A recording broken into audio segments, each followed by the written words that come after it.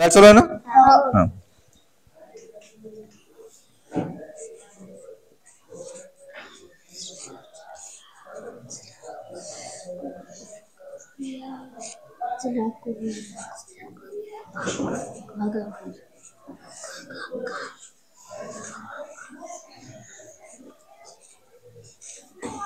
बघा, आपण गुणाकार शिकलो होतो आणि गुणाकार शिकत असताना एक गोष्ट मी तुम्हाला सांगितली, गुणाकार म्हणजे काय किंवा गुणाकाराची व्याख्या काय. गुणाकार म्हणजे पुन्हा पुन्हा होणारी बेरीज किंवा एखाद्या संख्येला सारखंच एका पट्टीमध्ये मांडणं, याला आपण गुणाकार करतो. किंवा एखाद्या संख्येची पुनरावृत्ती होत असेल, ती परत परत भरपूर वेळा येत असेल तर बेरीज करणं शक्य होत नाही, म्हणून आपण गुणाकार करतो.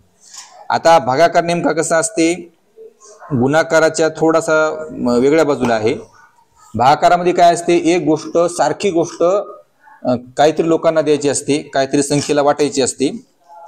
म्हणजे 4 बिस्किट आहेत, मग 4च बिस्किट द्यायचे. मग किती जणांना द्यायचे, मग तू 10ला द्या, 20ला द्या, कितीला द्या, बिस्किट 4च द्यायची, है की नाही.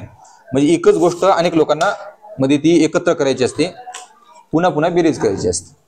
भागाकार म्हणजे काय असते, संख्या ही एकच असते, संख्या ही एकच असते. त्या एका संख्येला काही लोकांमध्ये डिवाइड करून वाटायचं असते, त्याला विभागून वाटायचं असते. म्हणजे बा गुणाकारात कसं होतं, 5 होते, मग प्रत्येकाला 5 देऊन टाकायचे. पण भागाकारात तसं नाही, 20 होते तर प्रत्येकाला 20 नाही द्यायची. माणसं किती हात याच्यावर ठरणार की त्या 20चे किती भाग पडायचे.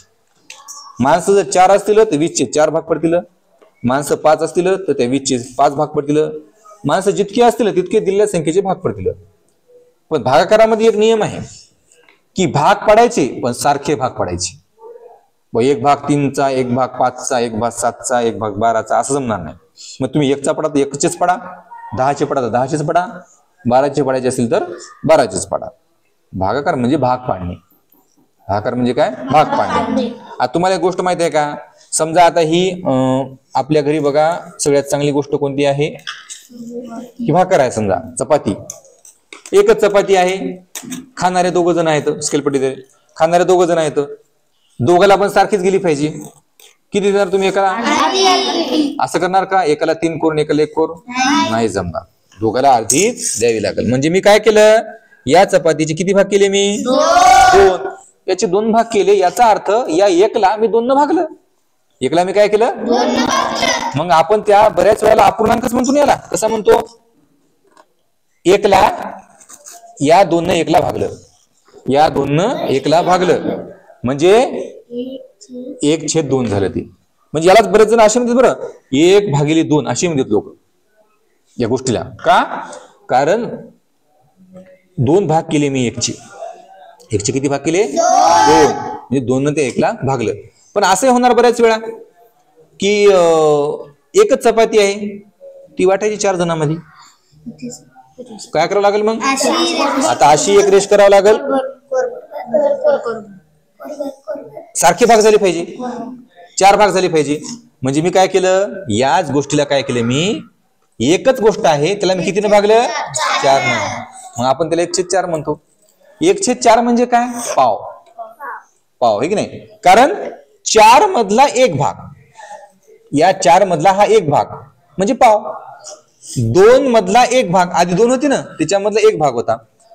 तर असं आपण भागाकार करू शकतो. बऱ्याच वेळा कोणी शाळेमध्ये येते आणि ते काय म्हणते, तुमच्या शाळेमध्ये आम्हाला पेनी वाटायच्या, वाढदिवस आहे कोणाचा तरी, पेनी वाटायच्या. मग ते आलेल्या काय विचारते माहिती आहे का, शाळेत येऊन काय विचारत असेल, पण मुख्याध्यापकाला येऊन पॅड दिले बघा आपल्या अभिजित भाऊनं, यांनी पॅड दिले.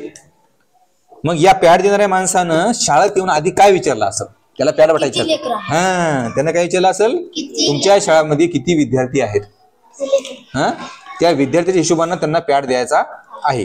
पण त्यांनी एकच पॅड दिला, त्यामुळे त्यांना भागाकार करायचं काम पडलं नाही. ते काय केलं, 100 लेकरं आहेत तर त्यांनी 100 पॅड घेऊन आले, 150 लेकरं आहेत तर 150 पॅड घेऊन आले. पण त्यांना जर वाटलं की आमच्याकडे पॅड ठरलेले आहेत, एवढेच आहेत त्याच्याकडे ठरलेले पॅड, आणि वाटायचे एवढ्या शाळांना आहेत, तर मग एका शाळेला किती द्यायचे पॅड. म्हणजे समजा यांच्याकडे पॅड आहेत 200, पॅड किती आहेत 200, आणि यांना हे पॅड द्यायचे आहेत 50 विद्यार्थ्यांना. किती द्यायचे आहेत 50.